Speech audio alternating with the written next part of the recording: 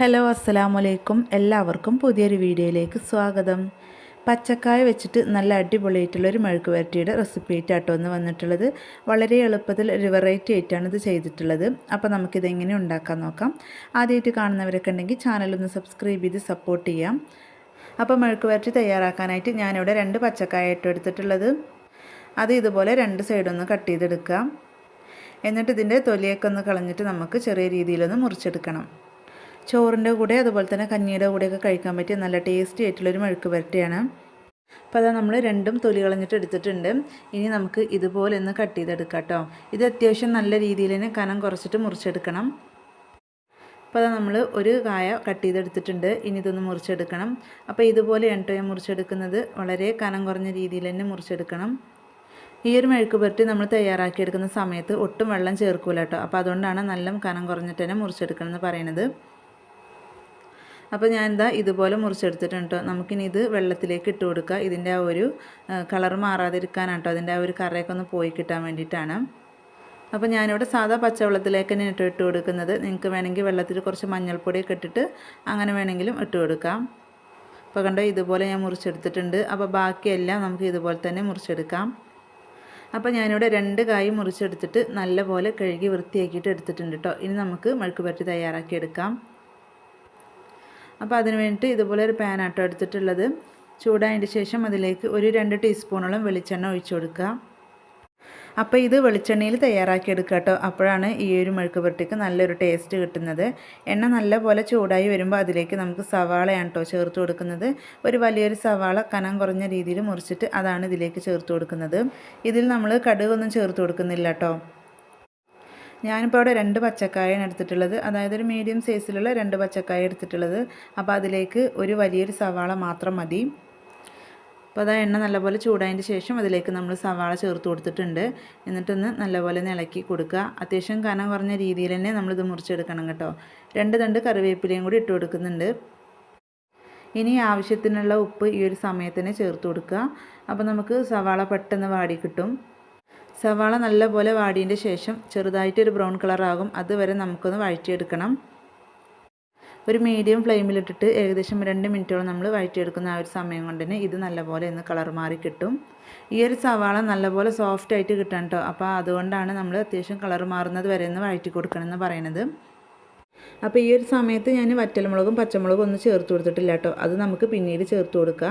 നമ്മുടെ എരിവിനനുസരിച്ച് പിന്നീട് ചേർത്ത് കൊടുത്താൽ മതി. അപ്പോൾ അതാ സവാളയൊക്കെ നല്ലപോലെ ഒന്ന് വാടി കിട്ടിയിട്ടുണ്ട് കേട്ടോ.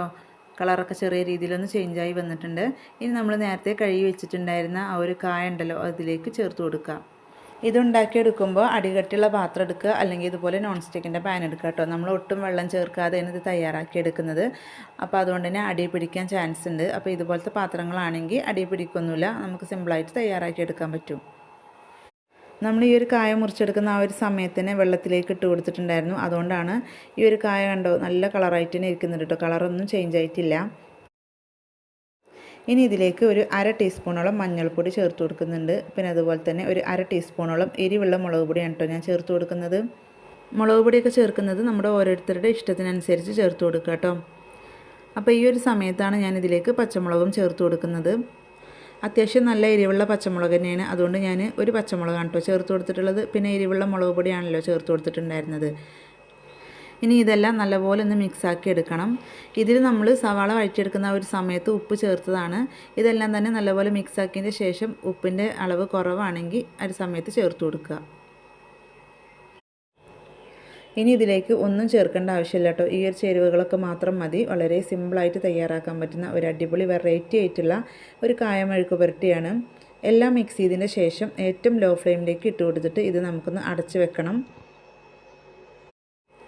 അടച്ച് വെച്ചതിന് ശേഷം ഏകദേശം ഒരു 2 മിനിറ്റ് നേരം കഴിഞ്ഞിട്ട് നമുക്കൊന്ന് തുറന്ന് നോക്കാം. അപ്പോൾ അത് 2 മിനിറ്റ് നേരം കഴിഞ്ഞിട്ടുണ്ട് കേട്ടോ. കായൊക്കെ ചെറിയ രീതിയിലൊന്ന് വാടി കിട്ടിയിട്ടുണ്ട്. വീണ്ടും ഇതുപോലെ ഒന്ന് മിക്സാക്കി കൊടുക്കാം. ഇതിൽ നമ്മൾ ഒട്ടും വെള്ളം ചേർക്കേണ്ട ആവശ്യമില്ല കേട്ടോ. ഇത് ഏറ്റവും ലോ ഫ്ലെയിമിലിട്ടിട്ട് അടച്ച് വെച്ചാൽ തന്നെ ഒരു 4-5 മിനിറ്റ് കൊണ്ട് കുക്കായി കിട്ടും. പിന്നെ നമ്മൾ അത്യാവശ്യം നല്ലപോലെ കനം കുറഞ്ഞ രീതിയിലാണ് കേട്ടോ ഇത് മുറിച്ചെടുത്തിട്ടുള്ളത്. അതുകൊണ്ട് തന്നെ പെട്ടെന്ന് കുക്കായിട്ട് കിട്ടും. അപ്പോൾ അത് മുഴുവനായിട്ടും കുക്കായി വരുന്ന ഒരു സമയം വരെ നമ്മളിതിങ്ങനെ അടച്ച് വെച്ചിട്ട് കുക്ക് ചെയ്യണം. ഇടയ്ക്കിടയ്ക്ക് ഇങ്ങനെ തുറന്നിട്ട് ഇളക്കി കൊടുക്കുക. എപ്പോഴും ഒരേ രീതിയിൽ മെഴുക്ക് പുരട്ടിയൊക്കെ തയ്യാറാക്കുമ്പോൾ ഇടയ്ക്കൊക്കെ ഒരു വെറൈറ്റി ആയിട്ട് ഇതുപോലെയൊക്കെ ഒന്ന് തയ്യാറാക്കി നോക്കുക കേട്ടോ.